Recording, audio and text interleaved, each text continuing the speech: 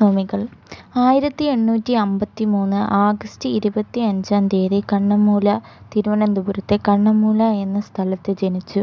യഥാർത്ഥ നാമം അയ്യപ്പൻ. അയ്യപ്പൻ എന്നാണ് യഥാർത്ഥ നാമം. ജന്മഗൃഹം ഉള്ളൂർക്കോട് വീട്. ഉള്ളൂർക്കോട് വീട്ടിലാണ് ചട്ടമ്പിസ്വാമികൾ ജനിച്ചത്.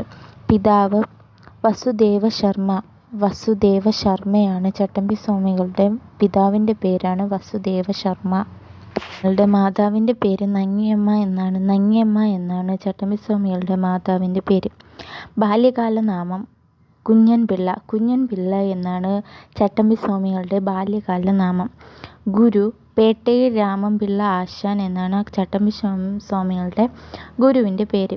വിദ്യാധിരാജ, സർവ്വവിദ്യാധിരാജ എന്നിങ്ങനെ അറിയപ്പെടുന്നു. വിദ്യാധിരാജൻ, സർവ്വവിദ്യാധിരാജൻ എന്നിങ്ങനെ അറിയപ്പെടുന്നു. കേരള യോഗീശ്വരൻ, കേരള നവോത്ഥാനത്തിൻ്റെ കന്നിമൂലക്കല്ല്, സദ്ഗുരു, ശ്രീഭട്ടകാരൻ, ശ്രീ ബാലഭട്ടകാരൻ എന്നിങ്ങനെ അറിയപ്പെടുന്നു.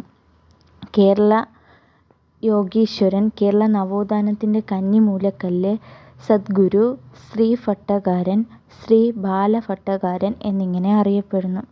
സർവജ്ഞനായ ഋഷി, പരിപൂർണ കാലാനിധി എന്നും ശ്രീനാരായണ ഗുരു വിശേഷിപ്പിച്ചത് ശ്രീ ചട്ടമ്പിസ്വാമികളെയാണ്. ചട്ടമ്പിസ്വാമികളെ ശ്രീനാരായണ ഗുരു വിശേഷിപ്പിച്ചത് സർവജ്ഞനായ ഋഷി. സർവജ്ഞനായ ഋഷി, പരിപൂർണ കലാനിധി. പരിപൂർണ കലാനിധി. സർവജ്ഞനായ ഋഷി, പരിപൂർണ കലാനിധി എന്നിങ്ങനെ ചട്ടമ്പിസ്വാമികളെ വിശേഷിപ്പിച്ചത് ശ്രീനാരായണ ഗുരുവാണ്. വേണ്ടി ഷൺമുഖദാസൻ എന്ന പേര് സ്വീകരിച്ചത് ചട്ടമ്പിസ്വാമികളാണ്. ആത്മീയ ഉന്നതി കൈവന്നത് തമിഴ്നാട്ടിലെ വടിവിശ്വരം എന്ന സ്ഥലത്ത് വച്ചാണ്. നായർ സമുദായത്തിന് ഉന്നമനത്തിനു വേണ്ടി പ്രവർത്തിച്ചത് ചട്ടമ്പിസ്വാമികളാണ്. തെക്കേടയ്യ ഗുരുവിൽ നിന്നാണ് ഹഠയോഗ വിദ്യ കരസ്ഥമാക്കിയത്. ചട്ടമ്പിസ്വാമികൾ ഹഠയോഗ വിദ്യ കരസ്ഥമാക്കിയത് തെക്കേടയ്യ എന്ന ഗുരുവിൻ്റെ അടുത്തു നിന്നാണ്. പട്ടിസദ്യ നടത്തിയത് ചട്ടമ്പിസ്വാമികളാണ്. പട്ടിസദ്യ നടത്തിയ നവോത്ഥാന നായകൻ ചട്ടമ്പിസ്വാമികളാണ്. തിരുവനന്തപുരത്തെ കല്ലുവീട്ടിൽ വച്ചാണ് പട്ടിസദ്യ നടത്തിയത്. വേദങ്ങൾ ബ്രാഹ്മണരുടെ മാത്രം കുത്തകയല്ല എന്ന് വാദിക്കുന്ന രചനയാണ് വേദാധികാര നിരൂപണം. വേദാധികാര നിരൂപണ. വേദങ്ങൾ ബ്രാഹ്മണരുടെ മാത്രം കുത്തകയല്ല എന്ന് വാദിക്കുന്ന രചനയാണ്. അവർണർക്കും വേദം പഠിക്കാം. അതാണ് വേദാധികാര നിരൂപണത്തിൻ്റെ സാരം. ബ്രഹ്മാനന്ദ ശിവയോഗിയുടെ മോക്ഷപ്രാപ്തത്തിൻ്റെ മറുപടിയായാണ് മോക്ഷപ്രീതി ഖണ്ഡനം രചിച്ചത്.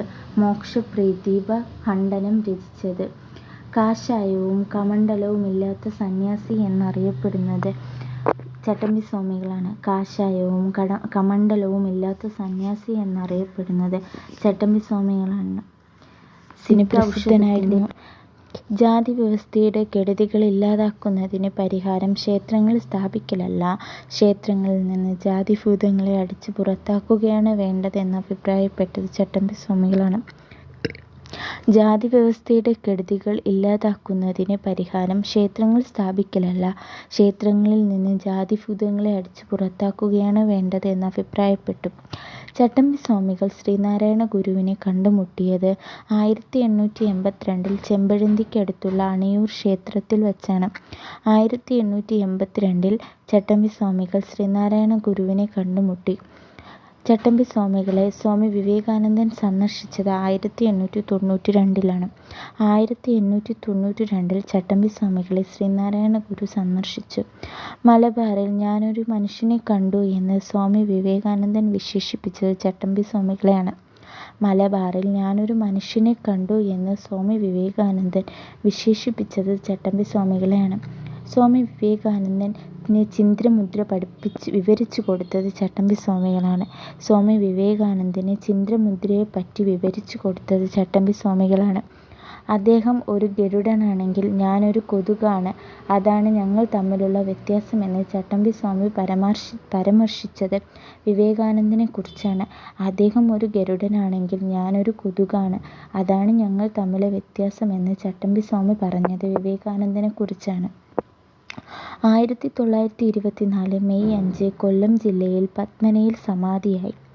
1924 മെയ് 5 കൊല്ലം ജില്ലയിലെ പത്മനയിൽ സമാധിയായത് ചട്ടമ്പിസ്വാമികളാണ്.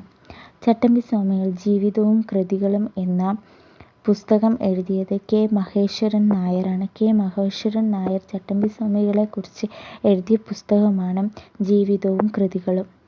കെ. പി. കറുപ്പൻ ചട്ടമ്പിസ്വാമികളെ അനുസ്മരിച്ചുകൊണ്ട് എഴുതിയ കൃതിയാണ് സമാധി സപ്താഹാരം.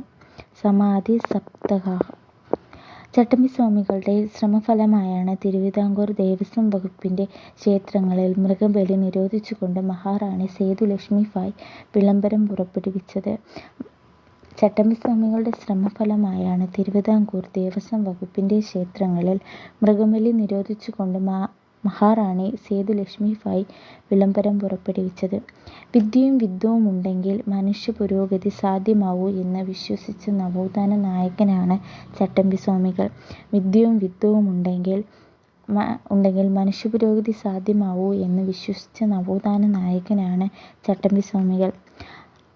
ആദരസൂചകമായി ഇന്ത്യൻ തപാൽ വകുപ്പിൽ സ്റ്റാമ്പ് പുറത്തിറങ്ങിയ വർഷം 2014 ഏപ്രിൽ 30-നാണ്.